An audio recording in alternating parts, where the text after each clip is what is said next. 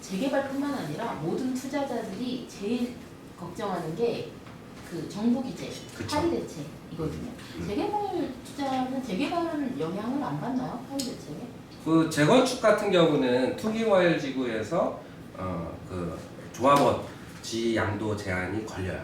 조합 설립이 된 구역부터는. 지위 양도 제한이라는 거는 내가 물건을 팔았을 때 팔 수는 있는데 조합원이 산 사람이 네. 조합원이 될 수가 없는 거예요. 그 현금 청산이에요? 네. 아. 그 예외 조항으로 이제 그 명의변경이 가능한 경우를 빼고는 안 되는 거예요. 그러니까 못 파는 거죠. 그럼 좀 누가 사요? 네. 그런데 재개발은 지금 상대적으로 덜해요. 아. 그게 또 그 재개발 입주권 또 전매 제한이 또 시행이 되긴 해요. 이미 됐어요. 근데 그것도 이제 투기과열지구에서 특정 일 이후에 사업 시행 인가를 신청한 구역부터는 전매 제한이 되거든요. 관리처분 계획 인가 후부터. 네.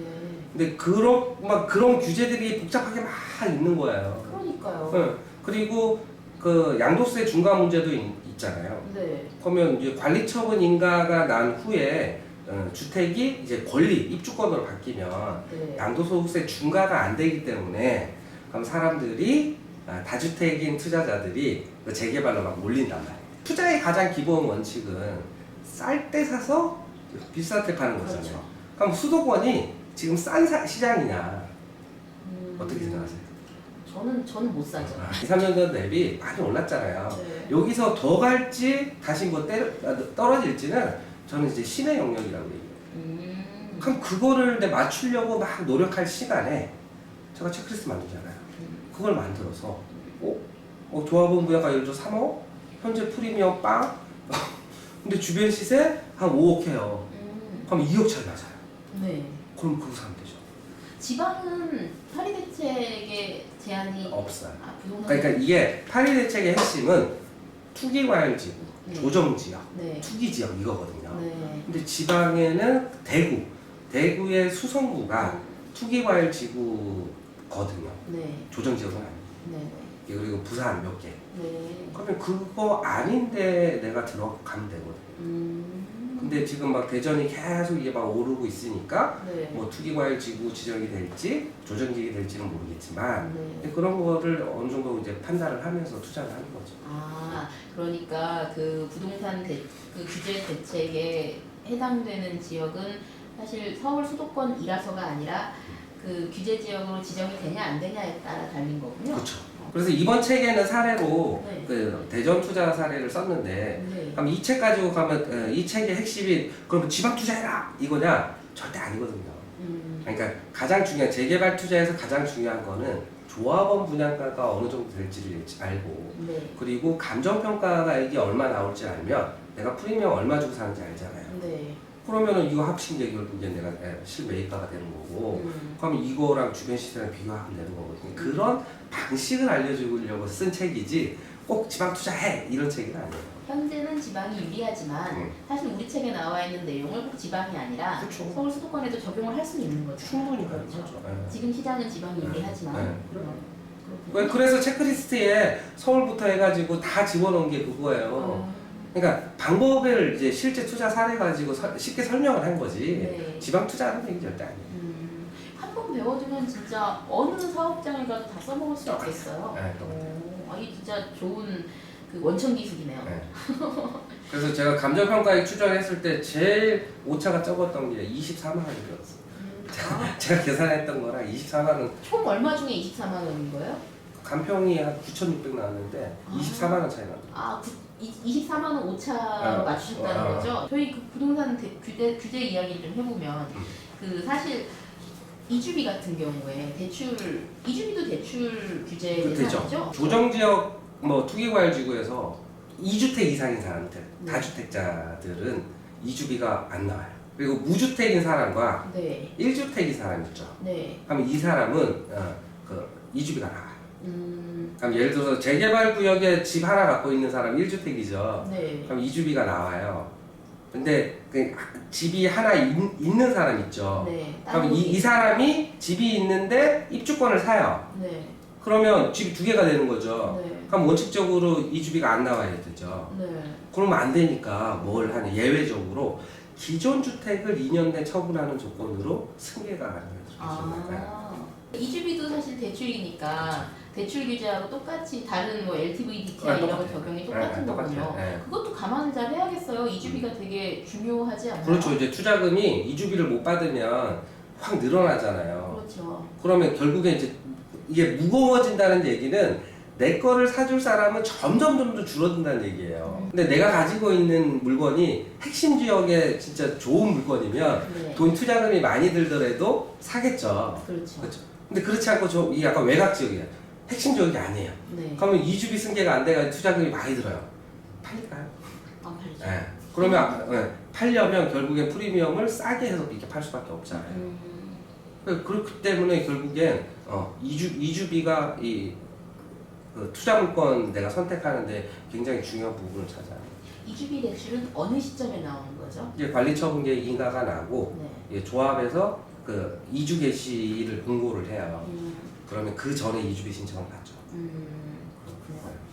그 규제 관련해서 뭐 대출이라든지 뭐 말씀하신 뭐 규제 지역 지정 문제 관련해서는 사실 여기서 우리가 하나하나 다 이야기해도 너무 복잡하니까 말은 못하지만 혹시 사람들이 잘 모르지만 이런 거 주의해야 된다 이런 거 혹시 있을까요?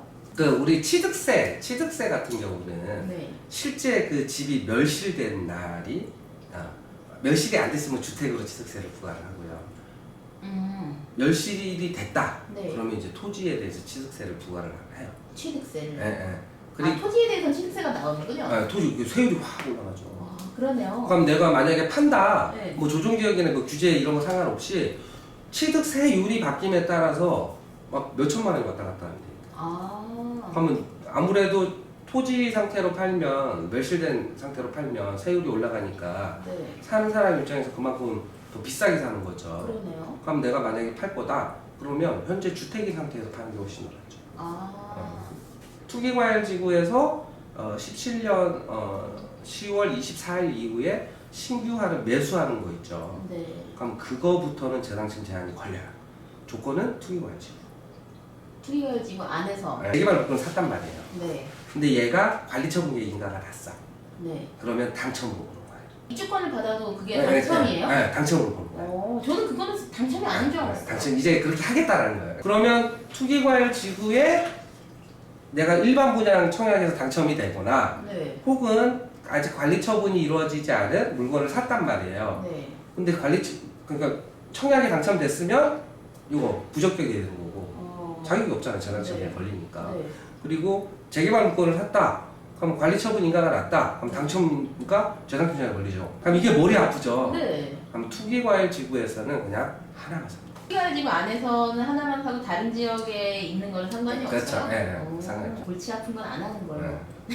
그러니까 맞아요. 그게 맞아요. 왜 자꾸 이게 그걸 막 피해가가지고 막 이렇게 하잖아요. 네. 근데 잘 생각해 보세요. 내 거를 살 사람은 규제가 되면 될수록 없어져요. 그럼 그거를 비싸게 사줄 사람이 준다는 얘기죠. 그렇죠. 그럼 팔릴 가능성이 낮아지겠죠. 네. 그럼 프리미엄이 올라갈까요? 내려갈까요? 내려갈 가능성이 더 높은 거죠. 그러네요. 저희 재개발 투자가 사실 굉장히 복잡하고 어렵다고 생각했는데 그래도 큰 흐름을 이해하면 어느 정도는 따라갈 수 있을 것 같아요. 그렇죠. 근데 남은 것은 노력이네요. 이번 책을 이제 한 번 보고 이해를 했다, 한 사람이 있다. 그러면 이 사람은 재개발 투자를 굉장히 많이 해본 거예요. 그리고 제 책을 읽어보고 이거 이게 막 응용이 바로바로 된다. 네. 이제 투자가 진짜 많이 해본 사람들은 알 거고. 근데 생초바가 이 책을 읽으면 무슨 소리인지 모르고요. 왜냐면 한 번도 경험해보지 못한 내용을 지금 읽고 있는 거잖아요. 그렇죠. 그러니까 여러 번 읽어야 되고 만약에 한 번도 투자해보지 않은 사람이 투자를 한다 그러면 여러 번 읽어야 되고 그러면 실제 투자할 때 들고 가서 계속 이제 확인을 해야죠. 책까지. 노력이 좀 필요함에도 불구하고 재개발 투자를 추천해 주시는 이유가 있으세요? 다른 거에 비해서? 수익을 그러니까 안전마진이라고 저는 표현을 하는데 아까 조합원 분양가에 프리미엄 주고 합칭이 내가 실매입가잖아요. 네. 근데 주변 시세보다 예를 들어 1억에서 막 2억이 싸요. 네. 그 1, 2억이 안전마진이거든요.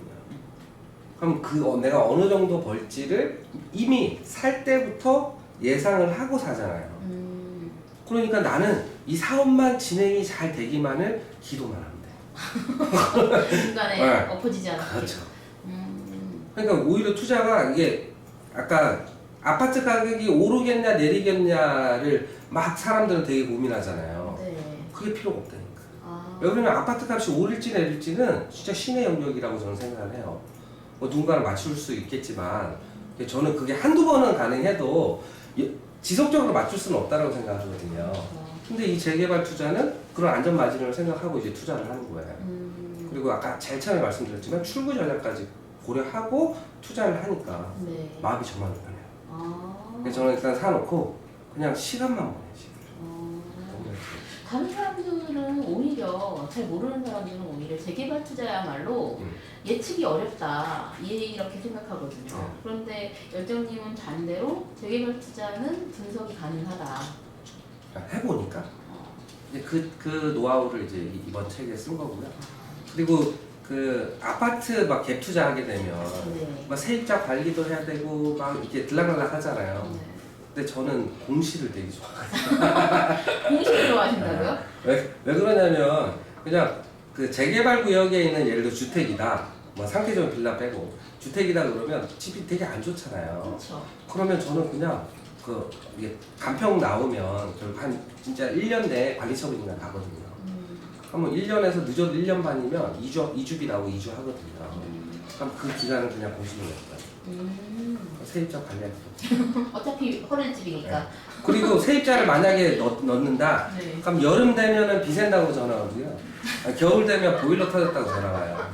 그거 한번 수리를 하잖아요. 네. 몇백 깨지거든요. 그렇죠. 근데 그 1년 기간 동안에 이자랑 아마 거의 비슷할 거예요. 그러네요. 그래서 공시죠. 오히려 그것도 굉장히 역발상이네요. 그래서 투자가 되게 그렇게 어렵지 않아요. 이렇게 보면 가능한 거죠. 당연하죠. 네. 네. 근데 이게 한 번 읽으면 절대 이해할 수 없는 그런 내용들이기 때문에 여러 번 읽으셔야 돼요. 안 돼요. 한 번에 이해한다고 해주세요. 그래야 책 팔리지. 한 번만 읽으시면 이해하기 쉽도록 아주 쉽게 썼습니다. 긴 시간 동안 감사합니다. 아이 고생하셨습니다. 네, 맞습니다.